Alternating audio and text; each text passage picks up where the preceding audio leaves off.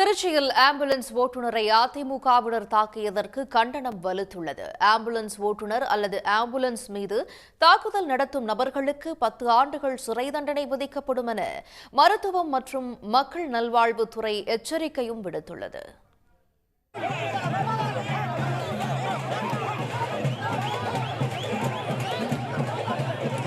திருச்சி மாவட்டம் துறையூரில் அதிமுக பொதுச் செயலாளர் எடப்பாடி பழனிசாமியின் பரப்புரை கூட்டம் நடந்தபோது அந்த வழியாக சென்ற ஆம்புலன்ஸை வழிமறித்து அதிமுகவினர் தாக்குதல் நடத்தியது பெரும் அதிர்ச்சியை ஏற்படுத்தியது. பரப்புரையில் பங்கேற்ற முதியவர் ஒருவர் மயங்கி விழுந்ததாக வந்த தகவலின் பேரில் உதவிக்கு சென்ற ஆம்புலன்ஸ் ஓட்டுநர் மற்றும் அதில் இருந்த 7 மாத கர்ப்பிணியான சுகாதார பணியாளர் தாக்கப்பட்டதற்கு திமுக மருத்துவர் அணி செயலாளர் எழிலன் கண்டனம் தெரிவித்துள்ளார். தமிழ்நாட்டை பாதுகாப்போம் என்ற ஒரு ராலியை நடத்திட்டு அடிப்படை உயிரை பாதுகாக்கிற நோன்பு கூட அதில் கடைப்பிடிக்கலன்னா அப்போ என்ன மாதிரியான செய்தியை நீங்கள் மக்களுக்கு சொல்கிறீங்க தான் என்ற கேள்வி.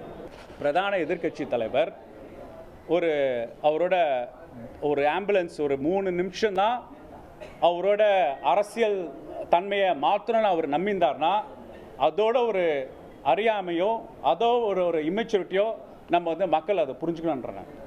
வேலூர் மாவட்டத்தில் பரப்புரை செய்த போது அதிமுக கூட்டத்திற்கு இடையூறு செய்வதற்காகவே ஆம்புலன்ஸ் அனுப்பப்படுவதாக எடப்பாடி பழனிசாமி குற்றம் சாட்டியதுடன் ஓட்டுநரையும் மிரட்டியிருந்த நிலையில் திருச்சியில் ஆம்புலன்ஸ் ஓட்டுநர் தாக்கப்பட்டுள்ளார்.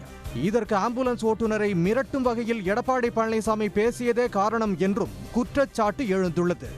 இந்நிலையில் ஆம்புலன்ஸ் ஓட்டுநர் மற்றும் ஆம்புலன்ஸ் மீது ஒரு நபர் தனியாகவோ அல்லது கூட்டமாகவோ தாக்குதல் நடத்தினால் ஜாமீனில் வெளிவர இயலாத பிரிவின் கீழ் கைது செய்யப்படுவார்கள் என மக்கள் நல்வாழ்வுத்துறை எச்சரித்துள்ளது. தாக்குதலில் ஈடுபடும் நபர்களுக்கு 3 ஆண்டுகள் முதல் 10 ஆண்டுகள் வரை சிறை தண்டனையுடன் கூடிய அபராதம் விதிக்கப்படும் என்றும் எச்சரிக்கை விடுக்கப்பட்டுள்ளது. உடனுக்குடன் செய்திகளை தெரிந்து கொள்ள சன் நியூஸ் பெல் ஐகானை கிளிக் பண்ணுங்க.